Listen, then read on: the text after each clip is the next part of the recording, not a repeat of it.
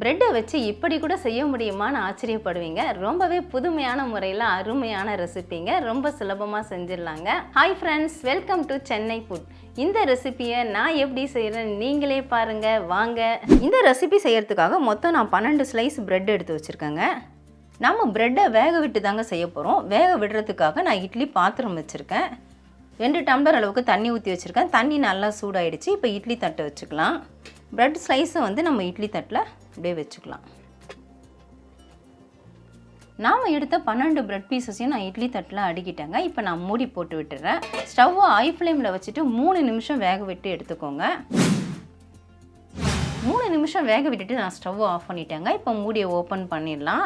இந்த பீசஸ்லாம் பார்த்தீங்கன்னா கொஞ்சம் ஆற விட்டுட்டு நம்ம பிளேட்டுக்கு மாற்றணும். நான் இட்லி தட்டை மட்டும் வெளியே எடுத்து வச்சுட்டு ஆற விட்டுறேன். ஸ்டவ் ஆன் பண்ணிவிட்டு ஸ்டவ்வில் பேன் வச்சுக்கோங்க. பேன் சூடாகட்டும். பேன் சூடானது 2 டேபிள் ஸ்பூன் அளவுக்கு சமையல் எண்ணெய் சேர்த்துக்கோங்க. 1/2 டீஸ்பூன் சோம்பு பொரிஞ்சதும் நறுக்கி வச்ச பச்சை மிளகாய் அதை சேர்த்துக்கலாம். கூடவே 1 டீஸ்பூன் இஞ்சி பூண்டு விழுது அதையும் சேர்த்துறேன். சேர்த்துட்டு ஒரு பரட்டிக்கோங்க. பச்சை மிளகாயும் இஞ்சி பூண்டு விழுதும் நல்லா வதங்கினதும் நம்ம ஒரு மீடியம் சைஸ் வெங்காயத்தை பொடியாக சாப் பண்ணி வச்சுருக்கேன். அதை நான் இதில் சேர்த்துக்கிறேன். வெங்காயம் ஓரளவுக்கு வதங்கினா போதும். வெங்காயம் இப்போ ஓரளவுக்கு வதங்கிடுச்சுங்க. ரொம்ப வதங்கணுன்ட்டு அவசியம் கிடையாது. பொடியாக நறுக்கி வச்சுருக்கிற பீன்ஸு ஒரு 10-15 பீன்ஸை பொடியாக நறுக்கி வச்சுருக்கேன். அதை நான் இதில் சேர்த்துக்கிறேன். நீங்கள் விருப்பப்பட்ட வெஜிடபிள்ஸை சேர்த்துக்கலாம். கூடவே 2 மீடியம் சைஸ் கேரட்டை தோல் நீக்கிட்டு துருவி வச்சுருக்கேன். அதையும் இதில் சேர்த்துக்கிறேன். சேர்த்துட்டு நல்லா கலந்து விட்டுக்கோங்க. எல்லாமே ஒரு 50% வதங்கினா போதும். நாம் சேர்த்த பீன்ஸு கேரட்டும் ஓரளவுக்கு வதங்கிடுச்சுங்க. இப்போ நம்ம தேவையான மசாலா சேர்த்து விட்டுடலாம். ஸ்டவ்வை சிம் பண்ணிக்கோங்க. 1 டீஸ்பூன் அளவுக்கு தனி மிளகாய் தூள் எடுத்துருக்கேன். நான் குவிஞ்ச மாதிரி தான் எடுத்துருக்கிறேன். உங்கள் காரத்தை பொறுத்து நீங்கள் சேர்த்துக்கோங்க. 1 டீஸ்பூன் கரம் மசாலா எல்லாமே நான் குவிஞ்ச மாதிரி போடுறேன். உப்பு தேவையான அளவு சேர்த்துக்கோங்க. நான் 1 டீஸ்பூன் அளவுக்கு சால்ட்டு சேர்க்குறேன். 1/2 டீஸ்பூன் மஞ்சள் தூள் சேர்த்துட்டு அப்படியே நல்லா கலந்து விட்டுடலாம். இல்லை தண்ணி எதுவுமே நம்ம சேர்க்க வேண்டாம். மிதமான தீயில வச்சுட்டு வதக்கி விட்டால் போதும். நான் சொன்ன மாதிரி 50% வதங்கினாலே போதும். நாம் சேர்த்த மசாலாவை இப்போ நல்லா கலந்து விட்டாச்சுங்க. இப்போ பீன்ஸு நல்லா ஓரளவுக்கு வெந்திருக்குது. 2 மீடியம் சைஸ் உருளைக்கிழங்கை வேக வச்சு மசிச்சு வச்சுருக்கேன். அதை நான் இதில் சேர்த்துக்கிறேன். சேர்த்துட்டு அப்படியே நல்லா கலந்து விட்டுக்கலாம். ஸ்டவ்வை சிம்மில் வச்சுட்டே கலந்து விட்டுக்கோங்க.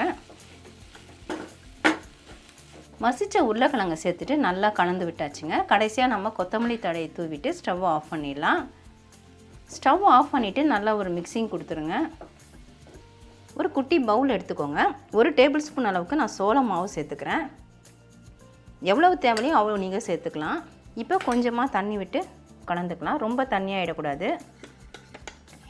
கட்டிகள் இல்லாமல் இந்த மாதிரி திக்காக கரைச்சிக்கோங்க. ரொம்ப தண்ணியாக இல்லாமல் இந்த அளவுக்கு ஒரு திக்னஸ் இருக்கணும். நம்ம வேக வச்ச பிரெட் சைஸ்லாம் பாருங்கள் நல்லாவே சூடு ஆறிடுச்சு. நல்ல சாஃப்டாக இருக்குது. எதுக்காக வேக வச்சிங்கன்னு கேட்பீங்க. இந்த ஓரத்தை கட் பண்ணாமல் கூட நம்ம அப்படியே வந்து ரோல் பண்ண முடியும். ஆனால் கட் பண்ணிவிட்டு பண்ணும்பொழுது நல்லா தேய்க்கும் பொழுது இன்னும் நல்லா மெலிசாக கிடைக்கும். வேக வைக்காமல் செய்யும்பொழுது அந்தளவுக்கு மெலிசாக நமக்கு வராது. அதுக்காக தான் வேக விட்டோம். இப்போ இதிலேருந்து நான் ஒரு ஸ்லைஸ் எடுத்துக்கிறேன்.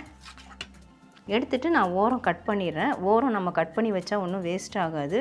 நமக்கு பிரெட் க்ரம்ஸ் பண்ணுறதுக்கு யூஸ் பண்ணிக்கலாம். இந்த ஓரங்களை வீணாக்க வேண்டாம். இதை நம்ம எடுத்து வச்சுட்டு பிரெட் க்ரம்ஸ் பண்ணிக்கலாம்.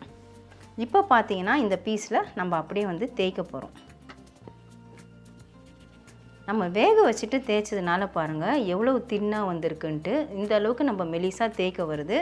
இந்த மாதிரி தேய்ச்சதுக்கு அப்புறமா இப்போ பார்த்தீங்கன்னா இது உள்ள நம்ம இந்த ஸ்டஃபிங்கை வச்சுக்கலாம். நான் வந்து இந்த சைடு மடிக்கலான்னு பார்க்குறேன். அப்போ தான் நமக்கு நல்லா ப்ராடாக கிடைக்கும். எவ்வளவு தேவையோ அவ்வளோ வச்சுக்கோங்க. வச்சுட்டு இதை வந்து சுற்றிலும் இந்த மாவை நம்ம அப்படியே ஒட்டிடலாம். தண்ணி வச்சு கூட ஒட்டலாம். ஆனால் நம்ம கரைச்ச சோள மாவு வச்சு ஒட்டும் பொழுது பிரியாமல் இருக்கும். அவ்வளோதான், சுற்றிலும் தடவிட்டோம். இப்போ அப்படியே அழுத்தம் பிடிச்சிட்டு அப்படியே ரோல் பண்ணும். அவ்வளோதான், ரோல் ஆயிடுச்சு பாருங்கள். இந்த ஓரத்தை வந்து நம்ம அப்படியே ஒட்டி விட்டுறலாம். இந்த மாதிரி ப்ரெஸ்ஸிங் கொடுத்துடலாம். அப்படி உங்களுக்கு அந்த ஓரம் ஒட்டலைன்னா கொஞ்சமாக மாவு வச்சுட்டு அப்படியே ப்ரெஸ் பண்ணி விட்டுடுங்க. அப்போ தான் ஸ்டஃபிங் வெளியே வராது. அவ்வளோதாங்க, சூப்பராக தயாராகிடுச்சு. இதே மாதிரி தான் நான் எல்லாத்தையும் ரெடி பண்ண போகிறேன். ரோல் பண்ண ப்ரெட்டை நம்ம அப்படியே பொரிக்கலாங்க. ஆனால் நான் அப்படியே பொரிக்க போகிறது கிடையாது. நான் பார்த்தீங்கன்னா 2 டேபிள் ஸ்பூன் கார்ன்ஃப்ளவரை நல்லா தண்ணி விட்டு கரைச்சி வச்சுருக்கிறேன். கூடவே பார்த்தீங்கன்னா பிரெட் க்ரம்ஸும் ரெடி பண்ணி வச்சுருக்கேன். இப்போ இதில் போட்டுட்டு நம்ம டிப் பண்ணிவிட்டு அதுக்கப்புறமா பிரெட் க்ரம்ஸில் போட்டு பரட்டி எடுக்க போகிறோம். இந்த மாதிரி எடுக்கிறதுனால இன்னும் டேஸ்ட்டு கூடுதலாக இருக்கும். இப்போ இதில் வச்சுட்டு அப்படியே மேலே போட்டு எடுத்துக்கலாம். இதே மாதிரி எல்லா பீஸையும் ரெடி பண்ணிவிட்டு நம்ம பொரிச்சு எடுக்கணும். எல்லா பக்கமும் ஒட்டி பிடிக்கிற மாதிரி பிரெட் க்ரம்ஸில் பரட்டிக்கோங்க. ஸ்டவ் ஆன் பண்ணிவிட்டு ஸ்டவ்வில் பேன் வச்சுருக்காங்க. நாம் ஷாலோ ஃப்ரை தான் பண்ண போகிறோம். ஒரு 4 அல்லது 5 டேபிள் ஸ்பூன் அளவுக்கு எண்ணெய் சேர்த்துக்கிட்டாலே போதுமானது. டீப் ஃப்ரை பண்ணுறதா இருந்தால் நீங்கள் கடாய் வச்சு எண்ணெய் கொஞ்சம் அதிகமாக ஊற்றிக்கோங்க. எண்ணெய் சூடாகட்டும். எண்ணெய் ஓரளவுக்கு சூடான உடனே மிதமான தீயில் வச்சுருங்க. இப்போ நம்ம ஒவ்வொரு பீஸாக அதில் வச்சுக்கலாம். ஒரு பக்கம் செவந்து வந்ததுக்கப்புறமா திருப்பி விடலாம். ஒரு 10 செகண்ட் ஆன உடனே நான் எல்லா பீஸையுமே பரட்டி போட்டுட்டேங்க. இந்த பக்கம் இப்போ இன்னும் கோல்டன் கலர் வரணும். வந்ததுக்கப்புறமா நம்ம பரட்டி விடலாம். இப்போ 2 பக்கமும் நல்ல கோல்டன் கலர் வந்துருச்சு பாருங்கள். நம்ம எண்ணெய் வடியை விட்டுட்டு அப்படியே பிளேட்டுக்கு மாற்றிக்கலாம்.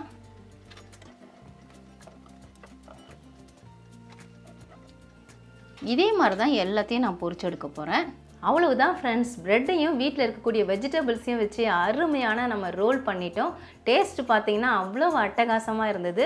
நான் கிட்டத்தட்ட 12 பிரெட் ஸ்லைஸை வேக வச்சு ரெடி பண்ணேன். ஆனால் எங்கள் வீட்டில் பொரிக்கும் பொழுதே சாப்பிட ஆரம்பிச்சிட்டாங்க. இப்போ மீதம் இருக்கிற பீசஸ் தான் நான் உங்ககிட்ட காட்டுறேன். ஆனால் டேஸ்ட் அவ்வளோ அட்டகாசமாக இருக்குது. எப்படி இருக்குன்னு நீங்களே பாருங்கள்.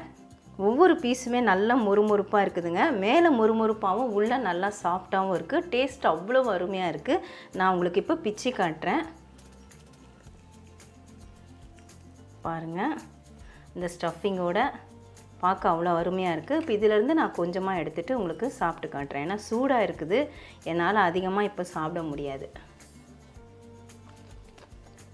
நான் சாப்பிட்ற சத்தத்திலே உங்களுக்கு தெரிஞ்சிருக்கும் எவ்வளவு க்ரன்ச்சியாக இருக்குன்ட்டு. ஏன்னா நம்ம வந்து சோள மாவில் டிப் பண்ணி மறுபடியும் பிரெட் க்ரம்ஸில் பரட்டி எடுத்ததுனால மேலே நல்லா மொறுமொறுப்பாக இருந்தது. உள்ளே நம்ம ஸ்டஃபிங் வச்சுருக்கறனால சாஃப்டாக இருக்குது. டேஸ்ட் ஓவராலாக சொன்னோன்னா அல்டிமேட்டாக இருக்குதுங்க. உப்பு காரம் எல்லாமே கரெக்டாக இருக்குது. வீட்டில் வெஜிடபிள்ஸும் ப்ரெட்டும் இருந்ததுன்னா சட்டுன்னு இந்த மாதிரி செஞ்சு கொடுத்துர்லாங்க. இதை மார்னிங் நம்ம பிரேக்ஃபாஸ்ட்டுக்கும் செய்யலாம், நைட் டின்னருக்கும் செய்யலாம். இல்லை குழந்தைங்க ஈவினிங் டைமில் பசிக்குதுன்னு கேட்டாங்கன்னா ஸ்நாக்ஸாகவும் செஞ்சு கொடுக்கலாம். அருமையாக அட்டகாசமாக இருக்கும். கண்டிப்பாக நீங்களும் ட்ரை பண்ணி பாருங்கள் ஃப்ரெண்ட்ஸ். ட்ரை பண்ணி பார்த்துட்டு எப்படின்னு எனக்கு கமெண்ட் பண்ணுங்கள். மறக்காமல் நம்ம சேனலை சப்ஸ்கிரைப் பண்ணிக்கோங்க, லைக் அண்ட் ஷேர் பண்ணுங்கள். இதோட இந்த வீடியோவை நான் முடிச்சுக்கிறேன். மறுபடியும் இன்னொரு வீடியோவில் உங்களை சந்திக்கிறேன். By guys. Bye bye.